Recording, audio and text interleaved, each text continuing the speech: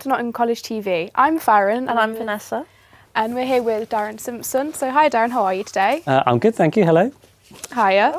So before starting to write books for like young adults, you released a novel for adults called Dust on the Moth. Was there any reason for changing to writing books for young adults instead?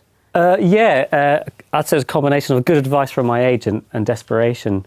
So I'd always written for adults originally, and The Dust on the Moth was one of those stories. And then I wrote a couple of books down the line from that. I wrote a book which became Scavengers in the end. Yeah. And that was for adults originally, and it was about, the main character was the adult in the story, raising a child in a kind of a sort of industrial wasteland kind of scenario. And my agent liked it, but she said, you know, the kid in this story is actually far more interested than the adult. What about if you flipped the story around and had the child as the focus? We could maybe pitch this to children's publishers. Yeah. And it was something I never ever imagined doing.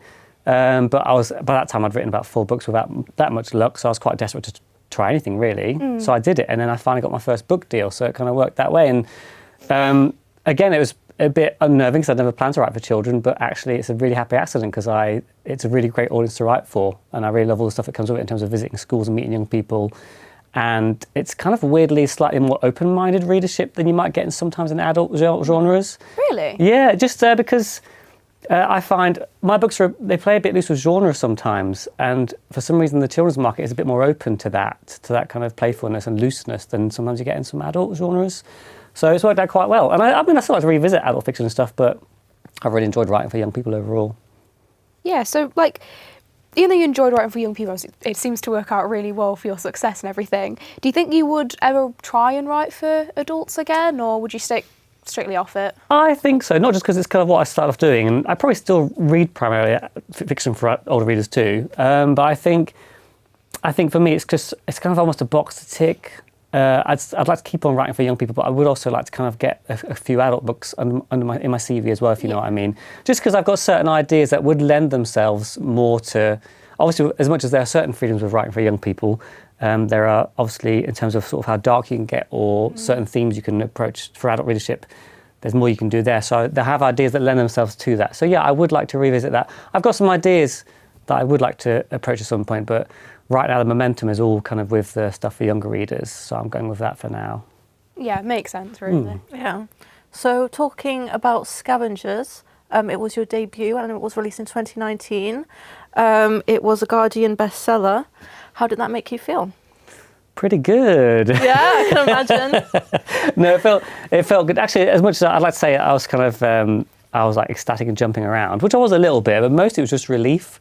I think I remember because obviously Dust on the Moth was quite a small crowdfunded thing, and after that I wrote 2 more books that didn't really go anywhere, and I was quite close to giving up, if I'm honest. I actually remember sitting in Nottingham Contemporary, not too far from here, my wife saying like, you know, this Scavengers book, I think it's probably my last shot because it's just not worth the time putting into it. It's not really paying off. And so when I got an email from my agent saying this publisher want to take this book on, and it started obviously getting received really well. It was like a dream come true. But again, I was excited, but I was just relieved. I was so relieved that all those years had paid off. It kind of meant that none of those books that didn't get published were wasted. They were all practice that led to something in the end, which is what I always tell young creatives anyway. You know, everything you do doesn't work out. It's never wasted. It will always lend itself towards your success in the end, you know. So you learn from your experience. Absolutely, yeah. So nothing that fails as such is ever wasted. It's all part of the journey, you know. Yeah.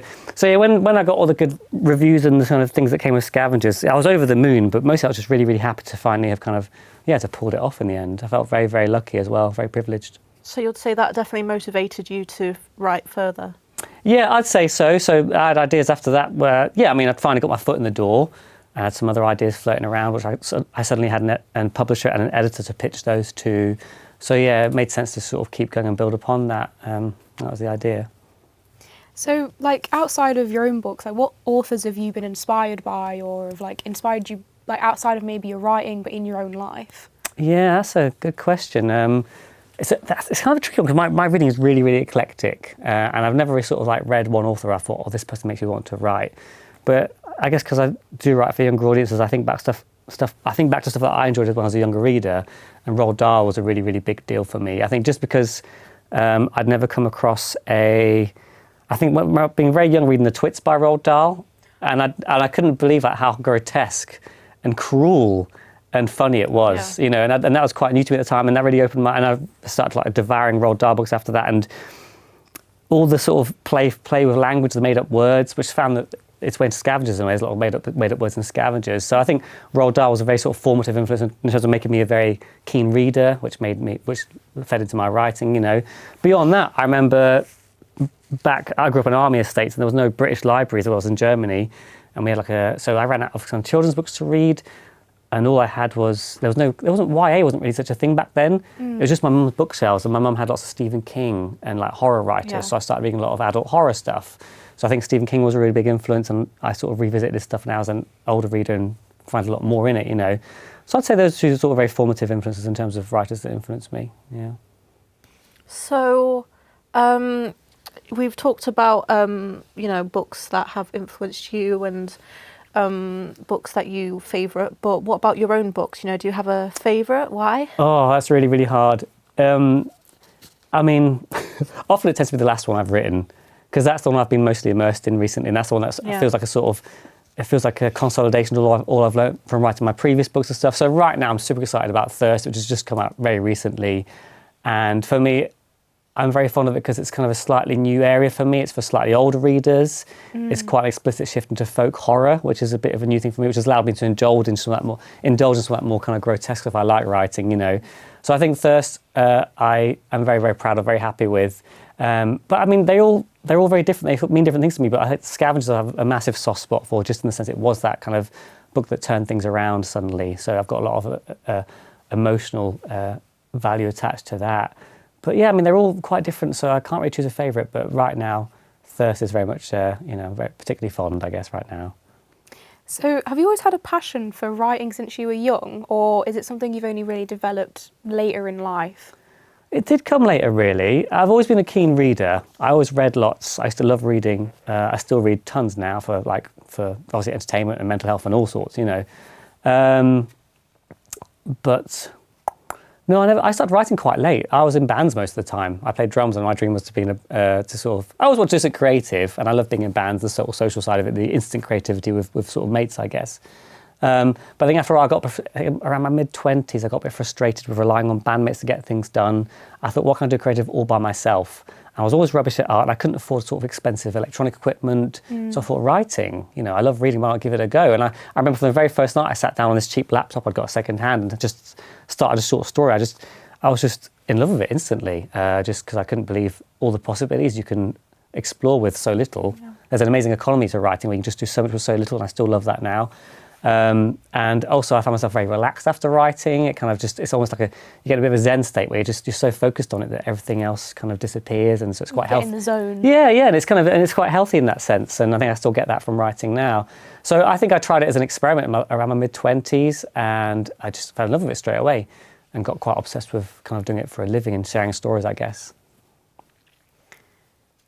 So going back to your book Thirst, it involves quite a lot of folklore and things, and some of your other books also involve that. Is there a reason for that? Are you really interested in folklore? It's something I've always had, a passing interest in. I like old stories. I like kind of old bogeymen and kind of creepy stories from the past, and all the sort of folklore stuff that's fed into a lot of the horror stuff we have today, I guess. Ideas, I guess, like vampires and zombies and stuff. But I think it's the more obscure stories that interest me, the very local stories. And I think what happened is after Furthermore, I decided it'd be fun to try and write a horror story. Just 'cause I like reading horror, and I thought it'd be fun to sort of just commit to the genre. And I think in terms of a type of genre, folk horror appeals to me because I think folk horror, it ties into such ancient beliefs that are very much part of our cultural DNA. You know, a lot of people, I think, for example, you get sort of fantasy genre where everything's magical and there's magic systems. But when I think about folk magic, you think about superstitions we still have today. We still cross our fingers, we still count magpies. It's very real, like... That's what I mean. There's something that's earthy and real about it, something relatable. Even in such a different age that we live in now compared to those stories back then, we still know Jack and Jill, we still know Red Riding Hood. These things are still such part of our lives. And because of that, I think folk horror is a bit scary because it does tap into like an almost subconscious cultural DNA we've got, if that makes sense. So I thought if I was going to write horror, I'd draw on folklore just because it resonates somehow in a very deep way. Everyone can kind of read it and feel the fear. I think so. It's just, it doesn't matter what culture you're part of, folklore is there. Yeah, it's such a universal, it's so local but also so universal. And that's what I noticed when I was researching folklore, you get a lot of ideas that are very local to one place. but versions of it will exist all around the world, which shows kind of there's a very universal, taps on very universal ideas of community and fear and stuff, you know. So I think that's why I chose folklore. I've always been interested in it, but also it's so rich. So when you start actually researching it to get ideas for books, there's so many layers to it, you know. So I just found it was just a really rich kind of place to sort of dig into and use and adapt to writing horror stories. So folklore is something to go that deep into. It's kind of new to me, but it's I feel there's so much more I can take out of it. It's amazing. Yeah. So you released your new book, Thirst, sort of going on from that, about 2 weeks ago. How's the response been so far? The response has been really nice so far. I've been super nervous because it's it's kind of too early to tell. Like there's been lots of nice reviews online and stuff, and it's kind of made its way into sort of like, I guess, so it's got good reviews in certain periodicals that are focused on children's fiction and librarians and that kind of thing. So it's still gone down really well. A lot of people have been genuinely shocked by how scary some of it is, which is kind of sort of satisfies a slightly childish part of me to be able to shock people a little bit. So yeah, it's gone down really, really well. But one thing I've learned is that you can't really tell in the early days. Sometimes a book can make so much noise when it first comes out, but it's really the long game that counts. So as much as I'm enjoying the noise right now and the nice reviews and stuff that come in, you can never really tell maybe like till years down the line how a book has really gone down, because if it's still hanging around, if people are still talking about it down the line, if it's still finding its way into classrooms down the line, if you get a sudden a rise in sales, like, you know, years down the line. That's what I kind of look for. You know it's a success. It's the long-term thing, yeah. So I can't judge just yet. So I'm really enjoying kind of how it's going down so far. And yeah, people have been really enjoying it. And it's reached a new audience in terms of like, it's kind of, you know, kind of YA audience. A lot of bloggers and Instagrammers who specialise in spooky stuff and horror stories are sort of getting quite into it and sharing it. So it's nice to see it it's nice to sort of open up into a new area, I guess, a little bit. So scary to sort of have the change, but also exciting. So I can't tell how it'll go. We'll have to wait and see. All I can do is sort of leave it to do its own thing and distract myself by working on something new, I guess, sooner or later. So one last quick question. For those younger people who are wanting to go into writing and hopefully be successful, do you have any advice for them? So my advice for young writers usually boils down to some very, very simple, because I wouldn't tell anyone how to write, but I tell them what might help their chances. So I think, for example, reading a lot will always help, because and that doesn't mean like reading a book, you don't have to read like your favourite books and think about how does this work. Just reading stories for pleasure, you will sort of soak up how storytelling works and what you like and what you can apply yourself. You know, so reading lots definitely counts. I think just practicing and realising that it is something you have to practice, and to not be hard on yourself if you're not pleased with your first results. It's not a gift, it's a skill, like playing football or getting good at a computer game. That's what I say. So if you are not happy with your first results, don't be precious. It's just start, keep going, and you will see yourself get better. It's a natural thing that will happen.